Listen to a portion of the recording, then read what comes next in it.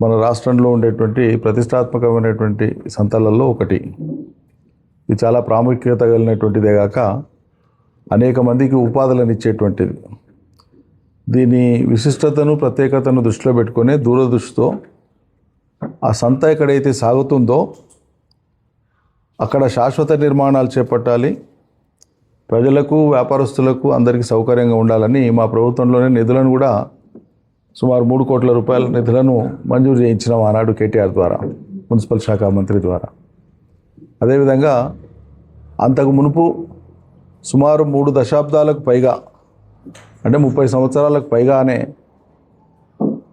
ఆ సంత భూమి తమదంటూ తర్వాతి కాలంలో కోర్టుల ద్వారా నిర్ధారణ అయినటువంటి భూ యజమానులు కానీ, అదేవిధంగా లేదు తమకే చెందుతుంది అని చెప్పి వాదిస్తూ వచ్చినటువంటి ఆ ఎండోమెంట్ డిపార్ట్మెంట్ వాళ్ళు కానీ 30 సంవత్సరాలుగా వాళ్ళ మధ్యలో ఆ వివాదం కొనసాగుతూనే వస్తూ ఉండేది.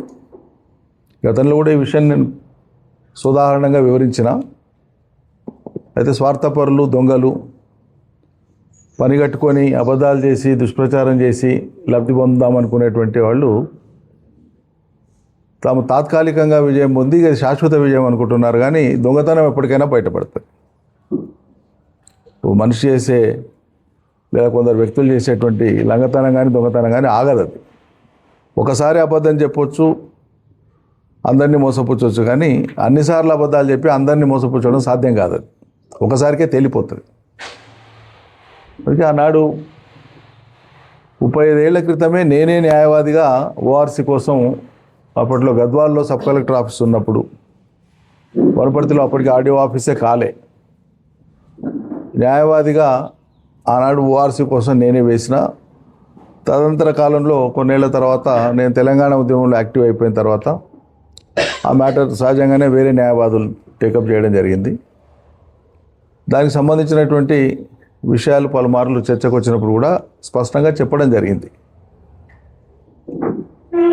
మా ప్రభుత్వం వచ్చినాకనో మేమున్నాకనో అది నిర్ధారణ కాలేదు.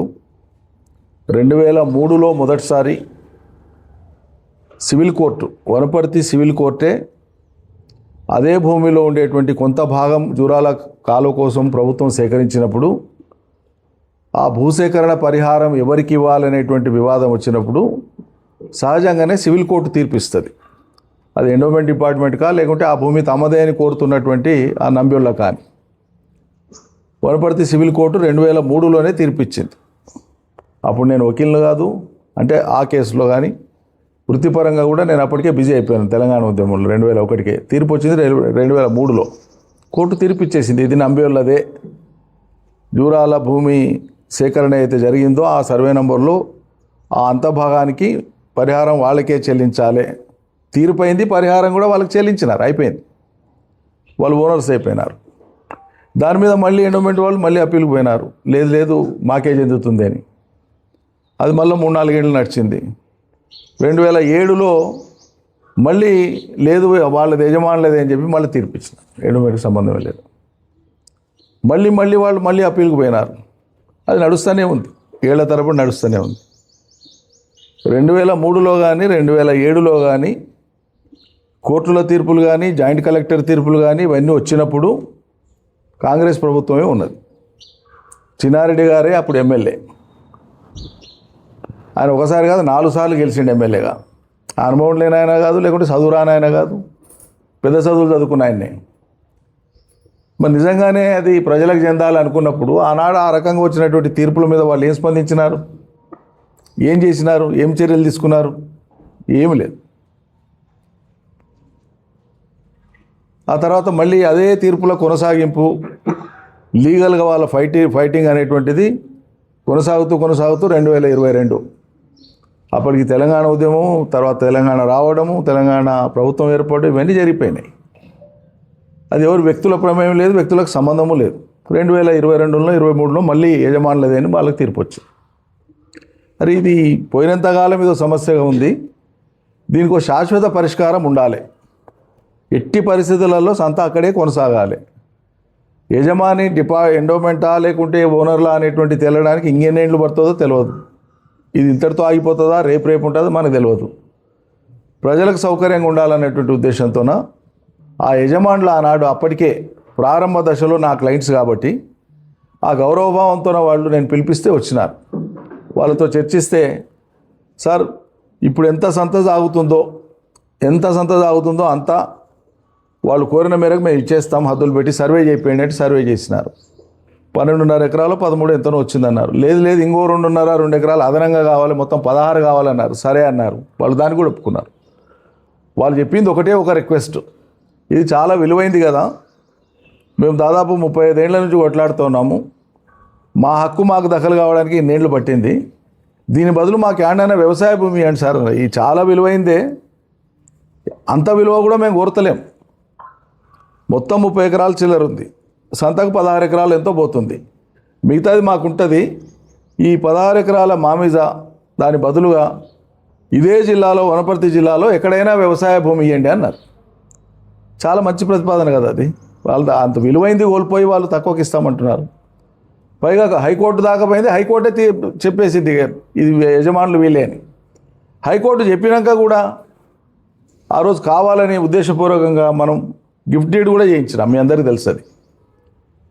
దానికి నేను వ్యక్తిగతంగా చేసింది కూడా కాదు, అది collector, joint collector, RDO, commissioner వీళ్ళందరితో ఒక కమిటీ వేసి, ఈ అధికారుల కమిటీ 2-3 దఫాలుగా వాళ్ళని యజమానులను పిలిపించి కలెక్టరేట్లోనే మాట్లాడి వాళ్ళ స్టేట్మెంట్స్ తీసుకొని వాళ్ళ అప్లికేషన్ తీసుకొని సాధ్యాసాధ్యాలను వాళ్ళంతా కూడా చర్చించి, ఓకే మీరు దానపత్రం ఇవ్వండి అంటే వాళ్ళు దానపత్రం ఇచ్చినారు. దానపత్రం తర్వాత అదనంగా కావాలని మన వాళ్ళు వచ్చి రిప్రజెంట్ చేస్తే మన చైర్పర్సన్, వైస్ చైర్పర్సన్ వీళ్ళందరూ రిక్వెస్ట్ చేస్తే వాళ్ళని పిలిపించి మీరు వాళ్ళతో మాట్లాడుకోండి, వాళ్ళు ఇస్తామంటే నేను కూడా సంతోషం, నాకేముంది అని చెప్పినాను. వాళ్ళతో వీళ్ళు పోయినారు, సరే అన్నారు వాళ్ళు, అది కూడా ఓకే అన్నారు. ఈ లోపల ఎన్నికలు సమీపిస్తున్నతో ఆ సంత భూమిని ఏదో నేను కబ్జా చేసినాను అనేటువంటి విధంగా దుష్ప్రచారం చేసి సామాన్యులను నమ్మించే ప్రయత్నం చేసినారు, వ్యాపారస్తులను నమ్మించే ప్రయత్నం చేసినారు. వ్యాపారస్తులు ఆందోళనతో నిజంగా పోతుందేమో, సంతనే పోతుందేమో అని చెప్పి ఆ దుష్ప్రచారాన్ని కొంతమేరకు నమ్మేటోళ్ళు నమ్మినారు, నమ్మని వాళ్ళు నమ్మలేదు. దీంట్లో పనిగట్టుకొని దుష్ప్రచారం చేసినటువంటి వాళ్ళు ఎవరైతే ఉన్నారో కొద్దిమంది వాళ్ళు, కానీ కింద వాళ్ళు చేసిన ప్రచారాన్ని నమ్మి అదే మాట్లాడినటువంటి వాళ్ళు అమాయకులు, వాళ్ళని మనం ఏం అనలేము. ఇట్లనంట కదా అంటే ఇట్లనంట అని అమాయకంగా నమ్మినారు. కానీ పని కట్టుకొని దుష్ప్రచారం చేసినటువంటి వాళ్ళకు ఆ రోజు కూడా నేను చెప్పిన, మీ పుట్టుక నైతికతతో కూడింది అయితే, మనిషి పుట్టుకనే అయితే చేసిన ఆరోపణలను రుజువు చేయాలి తప్ప ఈ సొల్లు కూతలు పోయినంతకాలం కూసి మాట్లాడడం అనేటువంటిది ఇంతకు మించినటువంటి దగులుబాజీతనం ఉండదని. కానీ ఎన్నికల వేడిలో ఇక మనోళ్ళు కూడా తెలిసి తెలవక కొంతమంది మాయమడి ఉంటున్న వాళ్ళు కూడా ఆ సంత ఊరేగింపు తీస్తే దాంట్లో వీళ్ళు కూడా పోయినా ఏదో దాన్ని పరిరక్షించుకోవాలని. ఇవి జరిగిపోయిన పరిణామాలు మీకు అన్నీ తెలుసు. నేను ఇది మీకు ఇంట్రడక్షన్ పార్ట్ చెప్తున్నా.